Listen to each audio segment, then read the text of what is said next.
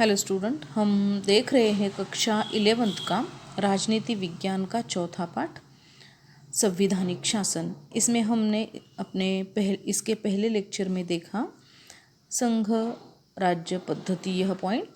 उसमें हमने संघ राज्य का अर्थ, शक्तियों का विभाजन, इन दो मुद्दों के बारे में जानकारी ली। अब हम देखेंगे कि संघ राज्य का निर्माण कैसे हुआ, उसके संदर्भ में कुछ ऐतिहासिक जानकारी। यूरोप में मध्य युग में ये संघ राज्य पद्धति के संदर्भ पाए गए हैं। वहाँ पर किसी शक्तिशाली शत्रु से बचाव करने के लिए कुछ राज्य अपना समस्या का हल खोजने के लिए एक साथ मिलकर काम करते थे और कालांतर से उसमें कुछ परिवर्तन होते गए और अंतिम रूप में एक संघीय राजनीतिक व्यवस्था का वहाँ पर निर्माण हुआ दिखाई देता है। इसका उत्तम उदाहरण हम स्विट्ज़रलैंड कह सकते हैं। एक साथ मिलकर यानी कुछ स्वतंत्र राज्य होते थे। वह राज्य शत्रु से बचाव करने के लिए एक साथ मिलकर शत्रु का मुकाबला करते थे। कालांतर से वो राज्य एक इकाई राज्य बने, यानी एक संघ राज्य पद्धति के रूप में उनका परिवर्तन हुआ था, ऐसे हम कह सकते हैं। तो कहीं कहीं परिपूर्ण संघ राज्य पद्धति होने के लिए कुछ समय जाने लगा। फॉर एग्ज़ाम्पल हम अमेरिका, इसका उत्तम उदाहरण कह सकते हैं कि अमेरिका में ब्रिटिशों की 13 उपनिवेशें थी। तो ये जो उपनिवेश हैं संयुक्त रूप में संगठित होकर 18वीं शताब्दी में उन्होंने यूनाइटेड किंगडम के विरुद्ध संघर्ष किया है और कालांतर से ये जो उपनिवेश हैं उनको जीत प्राप्त हुई और उन उपनिवेशों का मिलकर एक स्वतंत्र राज्य निर्माण हुआ है। उसको हम अमेरिका का संघ राज्य कहते हैं। तो इस तरह से ये जो राज्य हैं अपनी स्वतंत्रता को बनाए रखने के लिए एकजुट होना उनको आवश्यक लगा, इसलिए उन्होंने अपना एक संघ राज्य बनाया। ये जो 13 उपनिवेश हैं उन्होंने एकत्रित आकर अपना एक नया देश बनाया है, वो है अमेरिका। तो इस तरह से अमेरिका भी एक संघ राज्य है। स्विट्ज़रलैंड, इसका उत्तम उदाहरण हमने देखा। तो इस तरह से इस प्रकार से जो अस्तित्व में आए हुए संघ राज्य हैं उनको एकीकृत संघ राज्य कहा जाता है। फॉर एग्ज़ाम्पल कनाडा है, ऑस्ट्रेलिया है, यह एकीकृत संघ राज्य है। भारतीय संघ राज्य विकेंद्रीकृत संघ राज्य है, तो अमेरिका यह केंद्रीकृत संघ राज्य है।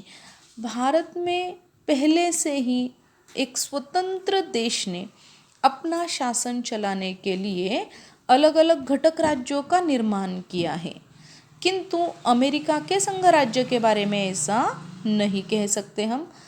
अमेरिका में पहले से ही स्वतंत्र राज्य एकत्रित आए हैं और उन्होंने अपना एक संघ राज्य बनाया है। तो इस पद्धति को कहते हैं केंद्रीकृत संघ राज्य, मतलब केंद्र की तरफ आकर्षित होने वाले संघ राज्य।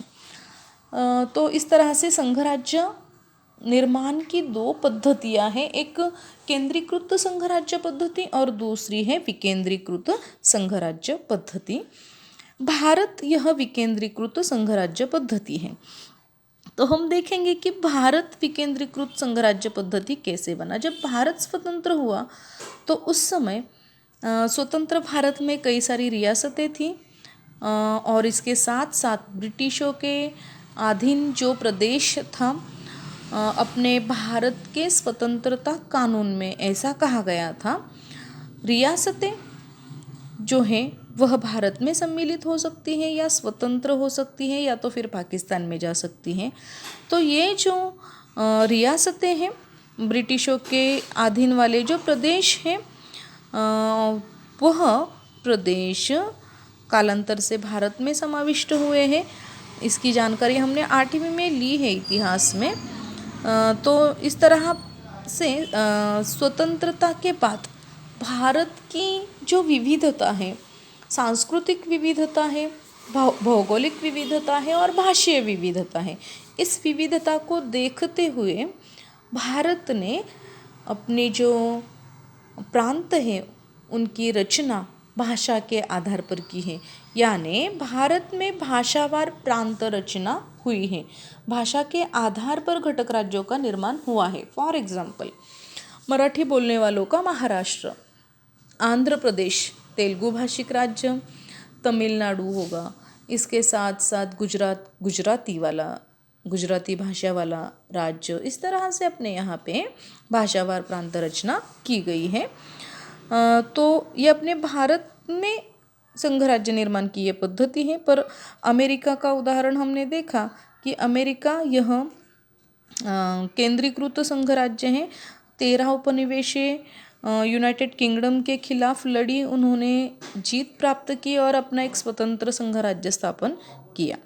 तो इस तरह से संघ राज्य पद्धति है, उसके निर्माण की कुछ प्रवृत्तियां हमने यहाँ पे देखी। इसके साथ साथ देखो कि संघ राज्य पद्धति में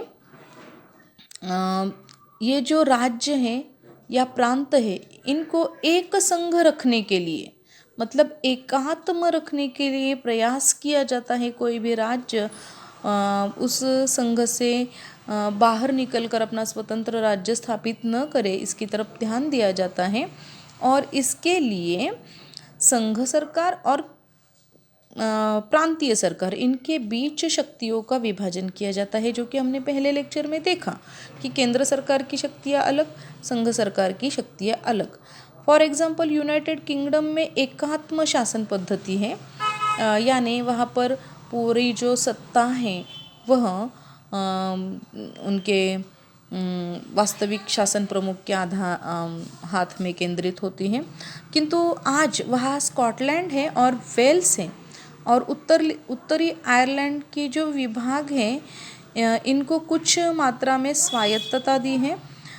इसका परिणाम यह हुआ है, इन विभागों के जो विधानमंडल है वहाँ स्वतंत्र है। भारत में भी शक्तियों का विभाजन हमने देखा कि केंद्र सरकार को सबसे ज़्यादा शक्तियाँ प्रदान की गई हैं, इसलिए भारतीय संघ को संघ राज्य सदृश पद्धति कहा जाता है, अथवा एकात्म प्रवृत्ति का संघ राज्य भी कहा जाता है। भारतीय संघ राज्य का प्रवास है वो सम्मिश्रित पद्धति से हुआ है। स्वतंत्रता के बाद तुरंत राज्यों को अधिक से अधिक शक्तियाँ प्रदान करने का प्रयास किया गया, किंतु कुछ समय बाद आर्थिक और तकनीकी क्षेत्रों में जो परिवर्तन हुए हैं उसके कारण केंद्रीय सरकार को अधिक शक्तियाँ देनी पड़ी। तो इस तरह से अपना ये पाठ यहाँ पर कंप्लीट हुआ है। इस पाठ में हमने संवैधानिक शासन किसे कहते हैं, संविधान किसे कहते हैं, इसके साथ साथ शासन प्रणाली के कुछ प्रकार हैं वो हमने देखे हैं। इसके स्वाध्याय के बारे में हम अपने अगले लेक्चर में चर्चा करेंगे। यहाँ पर 2 कॉलम दिए गए हैं, वो आप सेल्फ स्टडी करोगे, उसका सूक्ष्म वाचन करेंगे। धन्यवाद।